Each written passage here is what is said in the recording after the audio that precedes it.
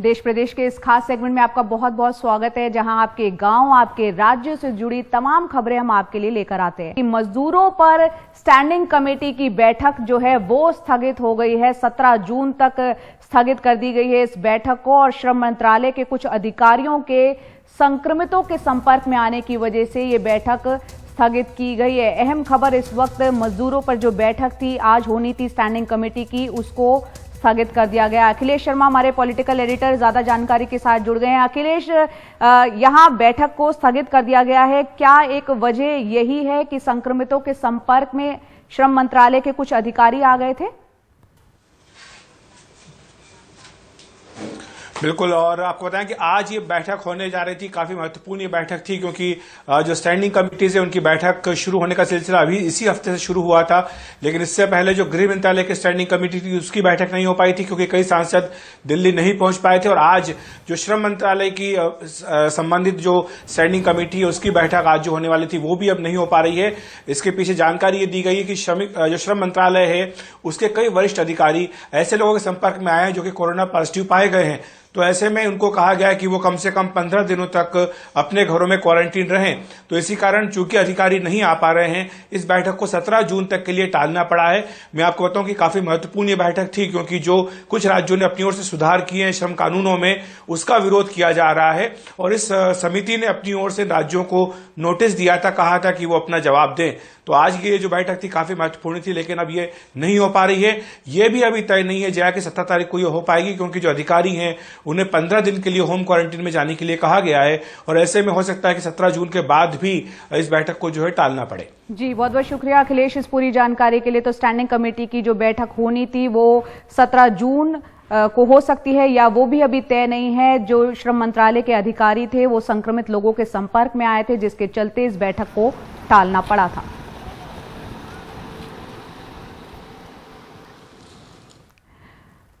तो देश प्रदेश के इस खास सेगमेंट में सबसे पहले बात करते हैं मध्य प्रदेश की, जहां कई जिलों में इस वक्त बारिश हो रही है। और बारिश से, गर्मी से तो निजात मिली है, लेकिन एक दूसरी मुश्किल यहां पर आकर खड़ी हो गई है। कई खरीदी केंद्रों में अब भी किसान फसल लेकर खड़े हैं, वहीं खरीदी हुई लाखों टन गेहूं जो है वो गोदाम में उनको नहीं भेजा जा सका है। सरकार ये कह रही है कि हमने देखा था कि निसर्ग तूफान आया था, जिसकी वजह से 15 दिन पहले ही इन जिलों में बारिश आ गई है। ऐसे में जो उचित होगा वो हम करेंगे। ये 5 जिलों की तस्वीरें हैं, लेकिन कहानी पूरे मध्य प्रदेश में लगभग एक जैसी। अचानक मौसम बदला, खरीदी केंद्रों में परिवहन की रफ्तार धीमी हुई। विदिशा जिले में कई खरीदी केंद्रों पर गेहूं भीग गया। किसानों ने उसे बचाने की कोशिश की, लेकिन नाकाम रहे। गेहूं के साथ चना भी भीगा। चने लेके आए थे सर, 15 रोज से डले हैं यहाँ पे। हर 2-4 दिन में भूखे कर देते हैं और फिर फैल कर देते हैं। कल बोला कि ये मौसम खराब होने वाला है, न्यूज पे भी आ रही है, ये चने तोल लो, मगर 1 कांटा चला है, 2 कांटे चल रहे थे और हमारा ये माल सब भीग गया। ये हालत है। सीहोर में भी कृषि उपज मंडी में प्लास्टिक की बोरी में और खुले आसमान के तले रखा हजारों क्विंटल गेहूं बारिश की भेंट चढ़ गया। सडन बारिश आ गई यहाँ पर। वैसे पैकेजिंग तो हो गया था यहाँ पे, और कुछ थोड़ा सा पैकेजिंग के लिए रह गया था, तो हम उसको प्रयास कर रहे हैं कि उसको पूरा ढकने का। तो कोशिश पूरी है कि उसको कंप्लीट कर दें। देवास जिले में हजारों क्विंटल गेहूं बारिश में भीगा। किसान खुद भी भीग रहे हैं, चादर में खुद को बचाने की कोशिश की। कुछ किसान रिश्वत मांगे जाने के आरोप भी लगा रहे हैं। एक ट्राली में कम से कम 1000 रुपए से कम तो लेते ही नहीं है। चाहे गेहूँ अच्छे हो आपके, खराब हो तो भी 1000 रुपए। अगर अच्छी ट्राली तो कम से कम 500 रुपए, और कोई मिस्टेक हो तो कम से कम 2000 रुपए। बारिश हो रही है, सभी के हाल बेकार हो रहे हैं। देखो बिल्कुल ठंड से बिल्कुल हालत खराब हो रही है, और माल पूरा भी गीला हो जाएगा। उसकी जवाबदारी हमारी प्रशासन की रहेगी। ये सारे गेहूँ गीले हो रहे हैं, और किसान के गेहूँ जब गीले होते हैं, कुछ होता है उसमें नमी बताई जाती है और पैसे लिए जाते हैं। सिवनी में 98 खरीदी केंद्रों में 4,30,000 मीट्रिक टन गेहूं खरीदा गया, जिसमें अभी भी खुले आसमान के नीचे 1,43,000 मीट्रिक टन अनाज पड़ा हुआ है। बारिश में किसी को बारदाना नसीब हुआ तो कुछ भीगते ही रहे। कुछ केंद्रों पर जो गेहूं रखा हुआ है वो गीला हो गया, जैसे कुठारी एक केंद्र है, सुनवारा एक केंद्र है, धनौरा केंद्र, यहाँ पर गेहूं गीला हो गया जो रखा हुआ है। तो ऐसे में परिवहन की गति तेज़ करने की काफ़ी आवश्यकता है, और इस बारे में प्रयास भी जारी हैं प्रशासन के।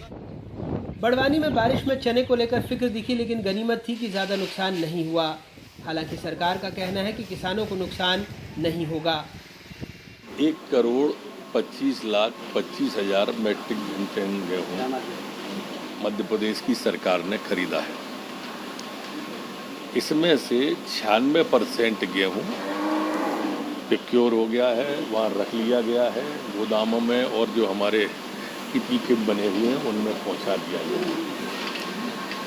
हमारे अधिकांश जिलों में गेहूं की खरीद बंद हो गई है। गेहूं का नुकसान हो रहा है, ये बात ठीक है, किसान का नुकसान नहीं हो रहा है। तो इसलिए किसान निश्चिंत रहे, उसका गेहूं खरीद लिया, उसका भुगतान हो गया, उसके खातों में डाल दिया। राज्य में इस बार गेहूं की बम्पर खरीद हुई है 125 लाख मीट्रिक टन, जिसमें दावा है कि 112 लाख मीट्रिक टन का परिवहन हो गया है। 13 लाख मीट्रिक टन खुले आसमान के नीचे रखा है। हालांकि सब मिलाकर सरकारी भंडारण क्षमता 50 लाख मीट्रिक टन ही है। गेहूं के अलावा चना, मसूर, सरसों को भी सुरक्षित रखना एक चुनौती है।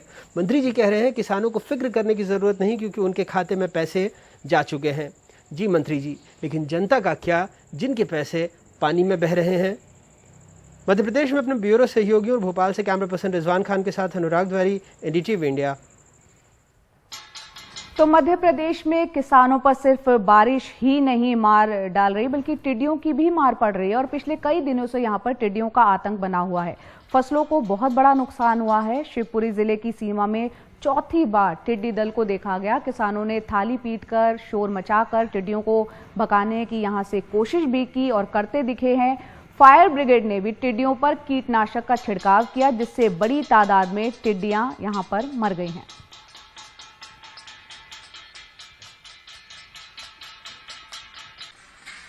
तो टिड्डियों का आतंक सिर्फ मध्य प्रदेश में ही नहीं, राजस्थान की अगर हम बात करें तो यहां जोधपुर के पीपल इलाके में टिड्डी दल का ये हमला हुआ है और इलाके के लोग टिड्डियों के दल को भगाने का अपने स्तर पर प्रयास भी कर रहे हैं। प्रशासन की तरफ से टिड्डियों को भगाने की कोशिश की जा रही है। इससे पहले हमने देखा था कि राजस्थान के बीकानेर में भी ये टिड्डी दल पहुंचा था। सायरन बजाकर कैसे तैसे लोगों ने उनको भगाने की कोशिश की थी।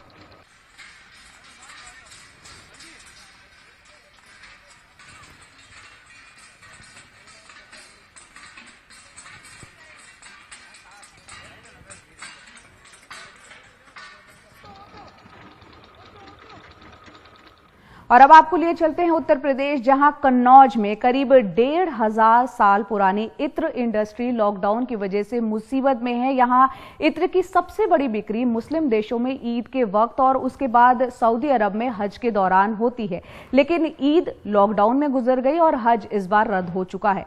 यहां से 300 से ज्यादा छोटे बड़े इत्र के कारखाने 2 महीने से ज्यादा वक्त तक बंद रहे।